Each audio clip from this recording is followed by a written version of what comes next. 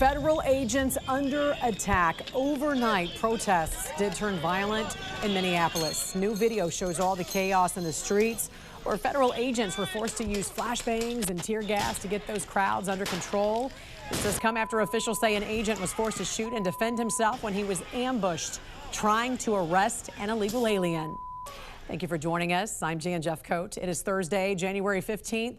Right now, that ICE agent is recovering in the hospital. The illegal alien who was shot in the leg still in custody right now, and federal law enforcement is working to get those protests under control.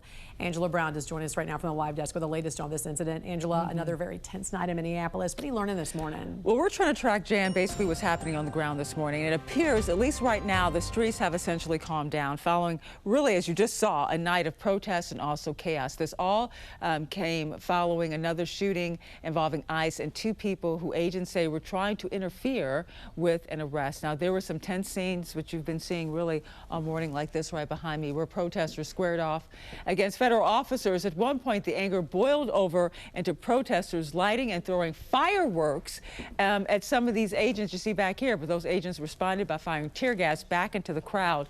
Eventually, Minneapolis police had to be called in to help restore order to that scene. The crowd is engaging in unlawful acts. They have thrown fireworks at police officers, and at multiple times, gas has been deployed. Police are attempting to disperse this unlawful assembly at this time. I urge anyone that is at the scene to leave immediately. Well, let's take a step back and show you just how things got to that point. Last night around 7:50 Eastern Time, ICE was attempting to arrest an illegal alien. Apparently, this was all happening during a traffic stop. That man drove off from the scene, crashed into a parked car, and got out and ran, according to agents. Now, agents eventually caught up with him, but say they were then attacked by two people from a nearby apartment with a shovel and also a broom. The agent said he feared for his life, so he took out his gun and shot one of them in the leg.